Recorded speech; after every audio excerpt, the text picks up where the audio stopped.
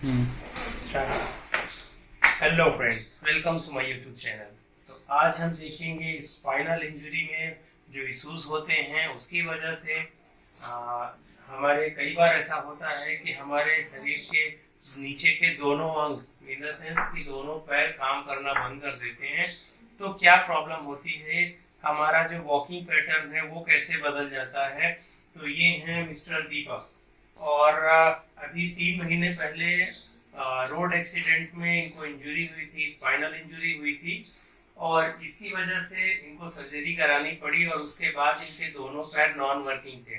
अभी 3 महीने के बाद इनके पैर जो है वो एक पैर वर्किंग में आया है और दूसरा अभी भी प्रॉपर वर्किंग में नहीं है, जिसकी वजह से ट्रंक कंट्रोल नहीं है। अगर ये ज्यादा आउटसाइड मूव करते हैं, चाहे वो फ्रंट में हो या साइड वाइज हो, राइट हो या लेफ्ट हो, तो ये गिरने लगते हैं। इतने के बाद ये कंट्रोल नहीं कर पाते। सिर्फ ट्रंक मसल वीक होने की वजह से ये इश्यूज आ रहे हैं। उसकी वजह से जो इनका वॉकिंग पैटर्न है वो नॉर्मल वॉकिंग पैटर्न की जगह पे, जैसे हम ये वॉक कर रहे हैं तो नॉर्मल वॉकिंग पैटर्न मतलब एक पैर में जो बैलेंसिंग आ रही है, अभी आप ये देख सकते हैं।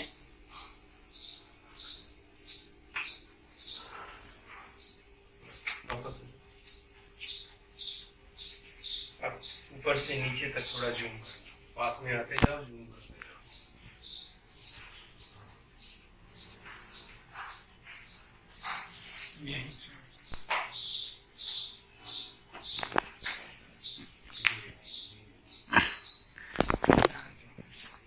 इतनी स्पीड में होते हैं भाई कि एक ही बार में पहुंच जाते हैं। धीरे धीरे छोटे कदम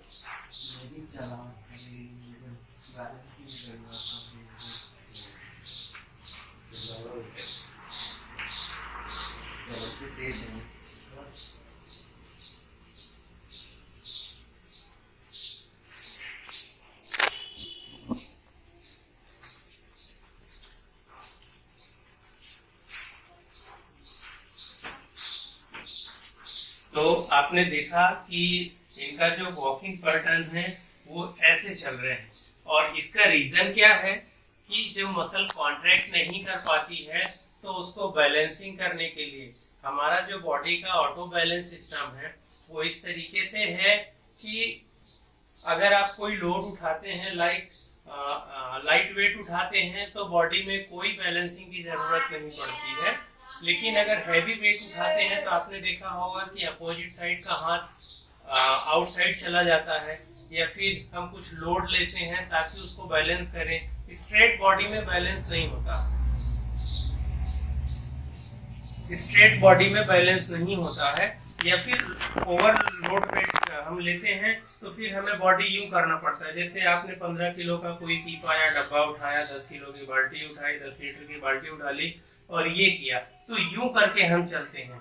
इसका मतलब क्या है, हमारी बॉडी ने सेंटर ऑफ मास को बैलेंस करने के लिए, line of centre of mass को बैलेंस करने के लिए बॉडी को हमने टिल्ट किया, ठीक है।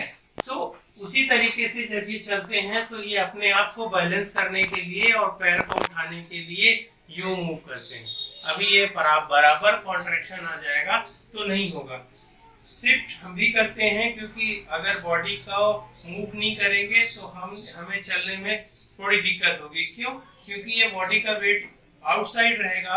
हमारा जो सेंटर ऑफ लाइन है, बॉडी का जो इमेजिनरी लाइन है, सेंटर ऑफ लाइन, हमारा सेंटर ऑफ मास जो है वो आउटसाइड हो जाएगा। तो अगर ये सेंटर पे है तो हम एक पैर पे खड़े हैं, लेकिन अगर न्यूट्रल हमने ऐसे खड़े हैं, दोनों में इक्वल डिस्टेंस दे करके और फिर बोले कि वॉक करें without move, without centre of mass maintain किए हुए, तो बहुत मुश्किल होगा। ये चलने के बाद हमें तुरंत बढ़ाना पड़ेगा, अदरवाइज हम गिर जाएंगे। उसी तरीके से ये भी करते हैं, उसी तरीके से हम भी करते हैं। बस फर्क इतना है कि नॉन कॉन्ट्रैक्शन की वजह से, इस नॉन स्ट्रेंथ की वजह से वो चीजें ज्यादा दिखती हैं, वीकनेस की वजह से ज्यादा दिखती हैं। अभी हमारे बैलेंस है तो ये हम बराबर मूव कर रहे हैं, लेकिन वो बैलेंसिंग नहीं है, कॉन्ट्रैक्शन नहीं है, उसकी वजह से थोड़ा सा वो रोटेट होके चलते हैं। अभी आप देखोगे अगर हम थोड़ा सा सपोर्ट दे देते हैं, बॉडी को इधर उधर मूव ना हो ज्यादा। तो उसके लिए फिर अभी आपने जैसे देखा कि पहले वॉकिंग क्या थी और अभी वॉकिंग क्या होगी।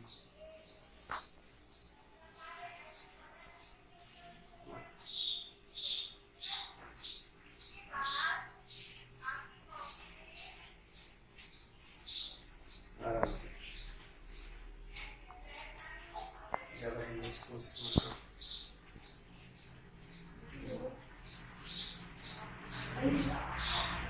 सामने देखो।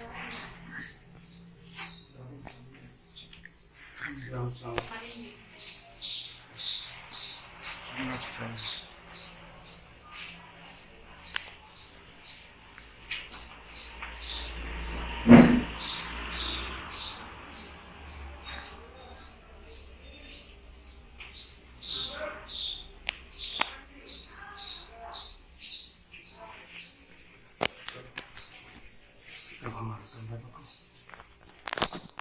चलो, अब इसको थोड़ा सा साइड से भी जूम कर लो।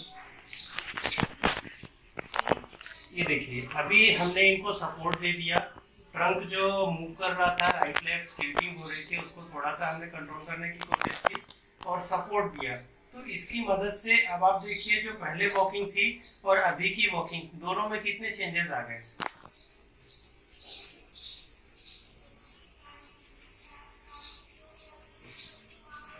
अब ये स्ट्रेट वॉक कर रहे हैं, इनकी बॉडी इधर उधर मूव नहीं कर रही है। पास में आ जाना, ये ठीक है। अब हम दोनों के बीच इधर ऐसे साइड से लेना, फिर इधर पे बस। अब इधर आ जाओ, तुम्हें जगह मिलेगी।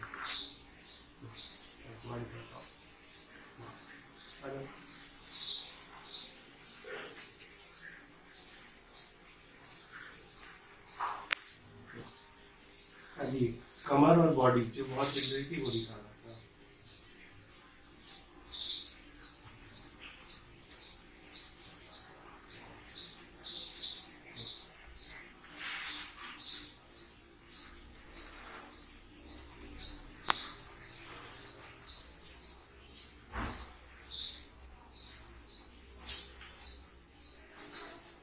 डिस्टेंस के लिए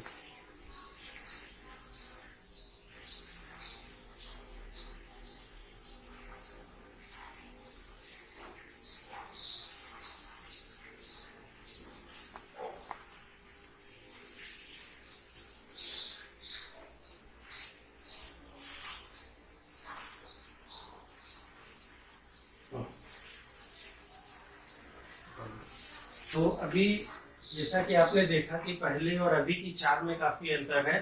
तो ये अंतर लाना है इंडिपेंडेंट स्ट्रेंथनिंग से, खुद की ताकत से। ये जो वॉकिंग है उसको सुधारना है। उसके लिए बेसिकली जो रिहैब में फोकस करना है वो ट्रंक बैलेंस को लेकर के करना है। नी में जो स्ट्रेंथ नहीं है उसके लिए एक्सरसाइजेस करनी है। तो so many type of exercises हैं, वो सारी एक्सरसाइजेस इनको प्रोवाइड कराएंगे और डे टू डे इसको इम्प्रूव करेंगे ताकि ट्रंक बैलेंसिंग आ जाए, कोऑर्डिनेशन आ जाए और पैरों में भी स्ट्रेंथ आ जाए, ताकि वो बराबर टाइमिंग हो जाए। पेल्विक टिल्ट जो हो रहे हैं बैलेंसिंग की वजह से, वो सारी चीजें ना हो। तो अपने वीडियो में बने रहें, जैसे जैसे एक्टिविटी करते रहेंगे बीच बीच में आपको गाइड करते रहेंगे कि किस कंडीशन के लिए कौन सी एक्सरसाइज करनी है और किस तरीके से उन एक्सरसाइज को परफॉर्म करनी है। तो कंटिन्यू वीडियो में बने रहें। आने वाले जो भी वीडियोस होंगे उसमें प्रॉपर आपको गाइड करेंगे कौन सी एक्सरसाइज किसके लिए और कैसे करनी है। Okay, thanks for watching. मतलब एक पैर में जो बैलेंसिंग आ रही है वो नहीं कर पा रहे हैं, इसकी वजह से कॉन्ट्रैक्शन प्रॉपर नहीं होने की वजह से बॉडी थोड़ा रोटेट होके चलती है। अभी देखेंगे इनकी वॉकिंग कैसी है। पहले से थोड़ा बेटर है इनकी वॉकिंग।